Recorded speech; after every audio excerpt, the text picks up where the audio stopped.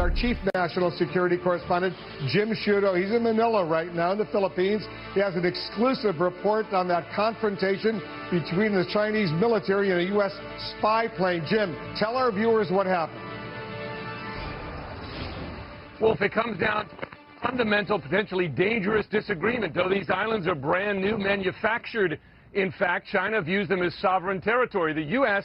views them as international waters, international airspace, and it demonstrates that, as it did today, by flying over them, sailing nearby them. Chinese protests getting louder, U.S. moves getting bolder. The tension there escalated. Foreign military aircraft. This is Chinese Navy. You are approaching our military alert zone. Leave immediately. High above the South China Sea, the radio crackles with a stern warning. Go, go! The source of dispute appears on the horizon seemingly out of nowhere. Islands, man-made by China, hundreds of miles from its coastline. So when's the last time you went up? CNN got exclusive access to classified U.S. surveillance flights over the islands. 80 knots. Check. The first time journalists have been allowed on an operational mission by the state-of-the-art P-8A Poseidon, America's most advanced surveillance and sub-hunting aircraft. So we've just arrived on station now above the 3 islands that are the targets of today's mission. It's these 3 islands that have been the focus of China's building in the South China Sea over recent years. China's alarming creation of entirely new territory in the South China Sea is one part of a broader military push that some fear is to challenge U.S. dominance in the region. Sailing its first aircraft carrier, equipping its nuclear missiles with multiple warheads, developing missiles to destroy U.S. aircraft carriers, and now building military bases far from its shores. For the U.S., the islands are a step too far, and this flight is part of a new and bold American military response that may soon include sailing U.S. warships close by as well. In just 2 years, China has expanded these islands by 2,000 acres, the equivalent of 1,500 football fields and counting, an engineering marvel in waters as deep as 300 feet. You're a military man. You look at this, is there any doubt that that is a future military installation? It appears to be build-up of military infrastructure, and not to mention we were just challenged probably 30 minutes ago, and the challenge came from Chinese Navy, and I'm highly confident it came from ashore on this facility here. What used to be the Fiery Cross Reef now has early warning radar, an airport tower, and a runway long enough to handle every aircraft in the Chinese military. Some are calling it China's unsinkable aircraft carrier. These videos of the islands, taken from the P-8's advanced surveillance cameras, never before declassified. In a sign of just how valuable China views them, the new islands are already well protected. There's obviously a lot of surface traffic down there, Chinese warships and Chinese Coast Guard ships. We heard the proof. The Chinese Navy ordering the P-8 out of the airspace not once, not twice, but 8 times on this mission. This is the Chinese Navy. This is the Chinese Navy. Please go away quickly. And like the surveillance videos, the audio of these warnings never before shared with the public.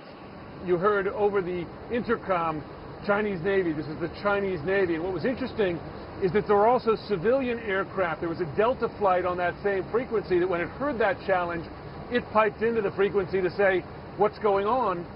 The Chinese Navy then reassuring them, but as the flight crew tells me, that can be a very nerve-wracking experience for civilian aircraft in the area. And the more China builds, we're told, the more frequently and aggressively it warns away U.S. aircraft. This is a dredger actually pumping sand from under the water on top of an area they're trying to build up land. And we see this every day. So I think they work weekends when they're doing this because 24/7. It happens. We see it all the time. Looking at these islands, you see the landing strips, you see military barracks, you see roads being built, trucks driving on those roads, and squadrons of dredgers and cargo ships adding to them every day. I have to say, Wolf, as you see them, they look like very permanent installations. It's difficult to see how, even with increased U.S. military traffic in the area, how China backs down. Jim, why the increased concern about all of this right now? Because I know there is intense concern at the highest levels of the United States government.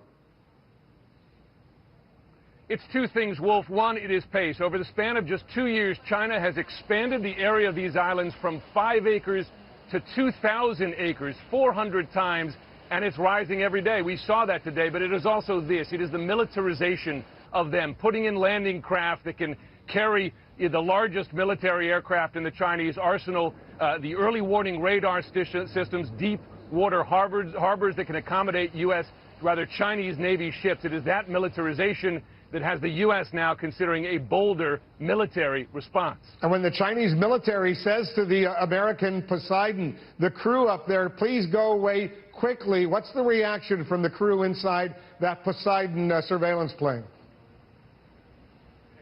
Well, they recite very calmly a script. They say that we see these as international waters, international airspace, and that the U.S. will continue peacefully. And I'll tell you, there was one instance there that when that American pilot delivered that message, I heard the frustration from the Chinese radio operator on the ground coming back simply saying, go, go, go away. You can hear the anger there. It's hard to see how this tension doesn't escalate going forward. Jim Sciutto with an exclusive report for us. Thanks very much. We're going to get reaction to that. That's coming. A new, blatant, and aggressive threat from Kim Jong-un. His forces will open fire on any South Korean ships moving into what he sees as North Korean waters. Tonight, South Korea, a U.S. ally, is angrily vowing retaliation. Threats like this from Pyongyang have kept America from being able to negotiate over Kim's nuclear weapons program, like it's trying to do with Iran. CNN has learned during the 2 years of America's obsessive attempts to prevent Iran from building even one nuclear bomb, North Korea has been greatly expanding its ability to make the nuclear explosive materials that it needs to make nuclear weapons. Former UN Weapons Inspector David Albright says in those 2 years, Kim Jong-un's regime has doubled the size of the enrichment plant at Yongbyon, which you can see in these satellite photos. Yongbyon is where experts say North Korea enriches uranium for nuclear bombs. And Albright says that's not all they've done. North Korea's been spending its own money to build up its nuclear weapons program, but it's also been shopping overseas to get the equipment that they need in order to build up their nuclear arsenal.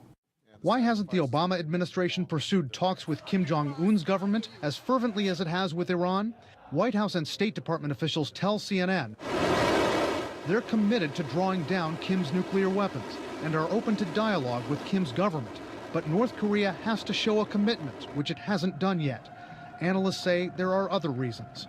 I think we have rapidly approached the point of no return over the past 5 years. This program has gained a lot of momentum over the past few years, and not much has been done to stop it.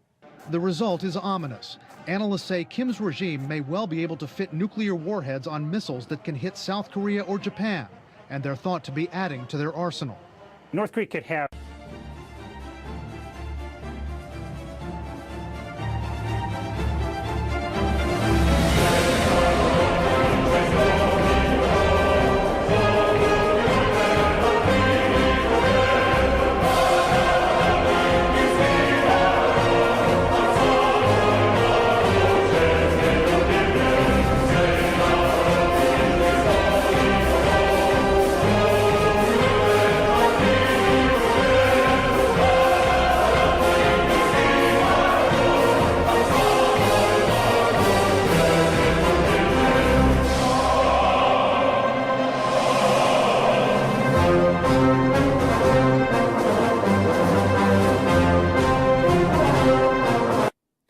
until now, the Kremlin has insisted that its annexation of Crimea in the middle of March last year was purely a reaction to a referendum that was staged there, in which apparently 97% of the population of Crimea voted to become part of Russia.